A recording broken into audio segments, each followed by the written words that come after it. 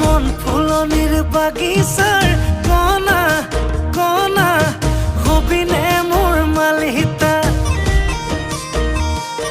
তোকে ভাবি লিখো কবিতা জাননে জাননে